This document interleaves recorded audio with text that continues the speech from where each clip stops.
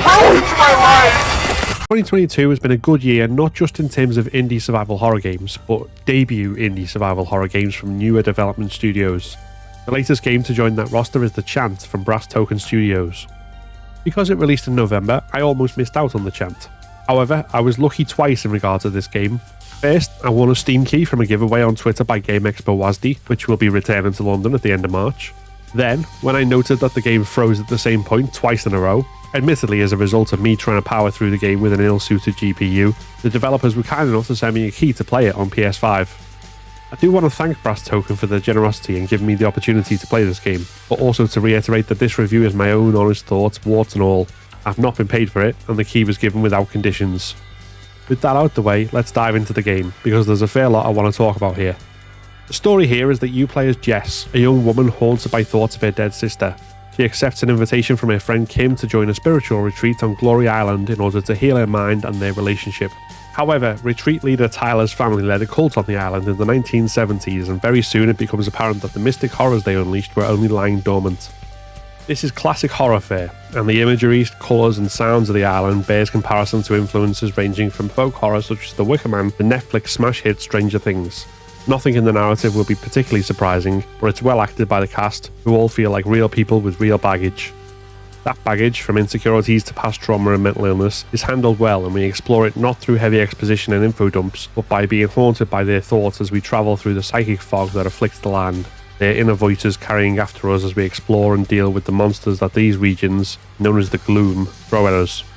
Which brings us onto the gameplay, and the reason that the Chant stands out as more than just a competently put together experience. As a survival horror game, this is closer both in tone and in setup to Silent Hill than Resident Evil. Whilst in each area we enter we're exploring and backtracking as we find clues and puzzle items, each level is relatively self-contained so that although we go back across the larger map, each chapter has its own identity in terms of location and enemies. Limited inventory also isn't a concern in the game, though resource management is to a degree.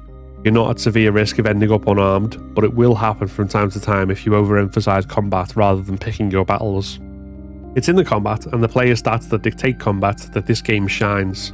As this is a spiritual retreat and your enemies come from the spirit world, the weapons with which you face them aren't guns, but burning sage, witch sticks and fire lashes, alongside salt, essential oils and fire oil which can be thrown at enemies or left on the ground to trap them. All of these items have to be crafted, and some share common ingredients, which is where resource management comes in. But you also have to manage 3 key stats: mind, body and spirit.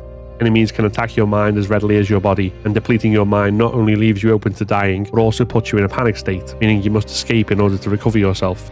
Spirit can be used to revive mind through meditation, but as the game progresses you can also use it for special attacks, so you have to decide what to prioritise, whilst trying to collect spirit caps to replenish spirit, ginger to replenish body, and lavender to replenish mind. This feeds into an upgrade system where you gain experience points for each aspect through different tasks. Reading lore or resisting mind attacks gives XP for mind, defeating physical enemies gives XP for bodies, and so on, and that XP can be spent along with crystals that you find throughout the game to upgrade your stats, reduce the damage you take, or increase the amount of each aspect you get back by healing. These systems aren't overly complex, and are introduced and expanded upon through the levels in a way that allows you to keep up quite easily, while still providing fairly solid survival horror gameplay with a unique spin that gives it its own identity. The combat is fun, albeit fairly straightforward once you get the hang of it. One thing that shouldn't be overlooked with the uniqueness of the spiritual systems is the dodge and shove mechanics. These are extremely useful in a pinch for avoiding attacks, and the dodge in particular will become a staple of pretty much all combat, especially the desperate dodge, found by dodging twice in quick succession, which throws you to the floor and means you take a little longer to steady yourself, but as a consequence is great for avoiding most attacks. The puzzles we face are mostly straightforward, in the form of finding keys or finding the part of a geometric shape that serves as the key to a new section, and the level design works well to make sure you feel as though you're in a maze and struggling to get your bearings, even though once you clear the gloom you realise that each environment is relatively small and loops back on itself. The only major frustration I found in the gameplay was a scripted chase sequence towards the end. This is something we've seen in many games, where obstacles force you off the linear path of a chase to build up the spectacle of the pursuit. Except that the game wasn't always great at telegraphing the way to go, especially because of the darkness, and I had to knock the brightness up to artificial levels to see where I was actually going after several frustrating instant death moments. Which brings me to the one significant shortfall in this game, which is the complete lack of accessibility options. I tend to be more forgiving with indie than AAA titles, for obvious reasons of the budget available, but it was surprising to not see even partial, let alone full control remapping. or customization of subtitles as perhaps the most basic inclusions. Given the emphasis on colours throughout, the option for colourblind players to toggle what those colours are would also be a welcome addition, as would high contrast modes and or waypoint arrow options for players who would struggle with such a dark game. Hopefully these options are something that the developers will consider adding into a future patch if they're able.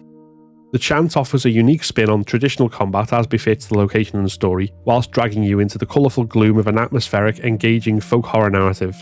It's a fantastic survival horror experience, and definitely worth a go if you get the chance. Have you played the Chant? And if so, did you enjoy it? If not, is it something you'll be picking up in the future? Let me know below in the comments.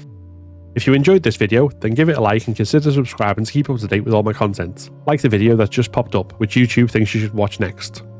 Check out the links in the description to join my Patreon for as little as £1 per month, or donate to my GoFundMe and get your name in the credits of my videos, like those rolling up now, who I want to thank for supporting me and my content.